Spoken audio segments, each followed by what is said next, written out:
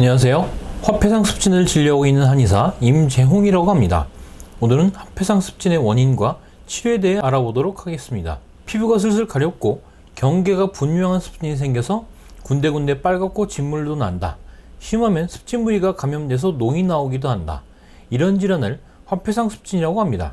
동전 모양이라고 해서 화폐상습진이라고 하는데 솔직히 별로 동전 같진 않죠. 다만 경계가 뚜렷한 습진이 특징적입니다. 이렇게 경계가 뚜렷한 피부 질환이 몇 가지가 있어요. 그래서 이 질환들이랑 구분을 해줘야 됩니다. 첫째, 건선. 건선도 일반적으로 가장 많이 발생하는 심상성 건선은 경계가 뚜렷한 경우가 많아요. 다만 심상성 건선은 경계 안에 피부 각질이 일어나서 비늘이 일어나는 경우가 많은데, 화폐상습진은 비늘보다는 말 그대로 습진의 형태, 즉 피부가 습하고 빨갛거나 혹은 건조하고 거칠거칠한 경우가 대부분입니다. 건선보다는 화폐상습진이 더 가렵고요. 그리고 건선은 몸통, 팔다리 구분 않고 많이 생기는데, 화폐상습진은 몸통보다는 팔다리에 더 많이 생깁니다. 둘째, 백선. 백선은 진균, 즉 곰팡이가 일으키는 질환입니다. 무좀이랑 비슷한 계통이에요. 단 백선이 무좀처럼 발이 아니라 몸이나 팔다리에 생기는 경우는 화폐상습진처럼 진부르는 경우가 많지 않습니다. 가장 확실한 방법은 피부과에서 KOH 검사를 해보는 거죠. 진균이 있는지 알아보는 검사인데, 진균이 검출되면 백선이고 아니면 화폐상습진이겠죠. 보통 화폐상습진이라고 진단받고 몇 개월, 1년 이렇게 스테로이드를 먹고 바르다가 뭔가 이렇게 할 게 아니라 근본 치료를 해야 되겠다. 화폐상습진은 면역력이 약해서 생기는 병이니까 비타민C나 홍삼 먹으면 낫겠지. 그래서 비타민C나 홍삼을 열심히 먹습니다. 낫겠어요? 안 낫죠. 왜냐하면 화폐상습진은 면역력이 약해서 생기는 질환이 아니기 때문이죠. 그럼 뭐가 원인이냐? 화폐상습진이 있는 분들을 보니까 알레르기성 비염이나 아토피를 같이 가지고 있는 분들이 상당히 많더라. 라는 건 화폐상습진이 알레르기성 질환이거나 추수한 면역계통이 이상일 확률이 높다는 얘기겠죠. 그리고 화폐상습진 환자분들한테 어떤 상황에서 증상이 악화되나요?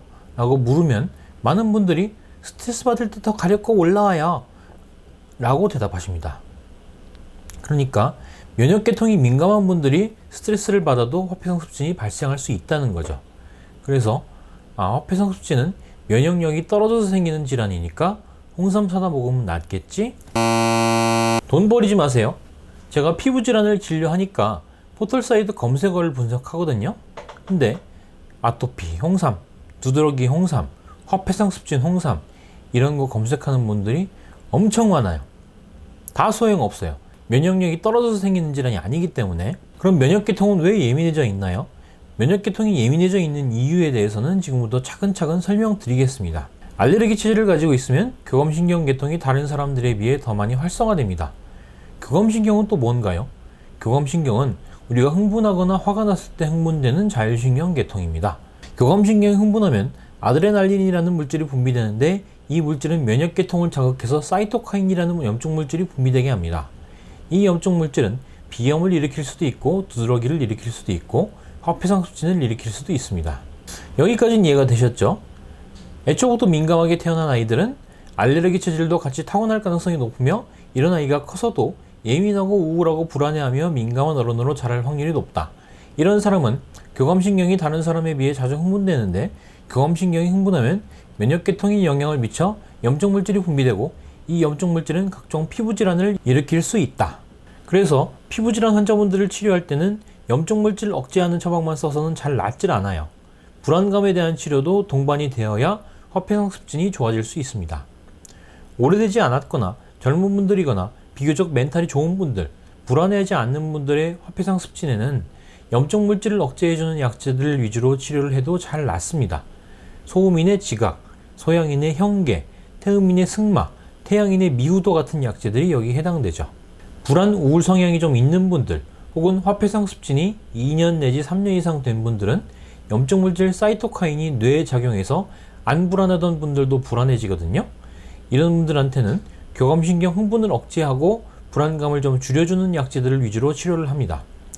소음인의 반악, 소양인의 삽주, 태음인의 산조인, 태양인의 모과 같은 약재들이 이런 교감신경 흥분을 억제하고 기분을 좀 풀어주는 약재에 해당되죠.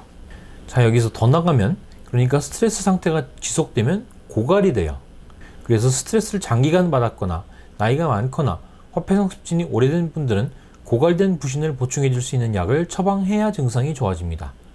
소음인의 당귀, 소양인의 구기자, 태음인의 권율, 태양인의 백수호 같은 약재들이 여기에 해당되겠죠. 이상으로 저 임원장과 함께 화폐성 습진의 원인, 증상, 치료에 대해 알아봤습니다. 지금까지 시청해 주셔서 감사합니다.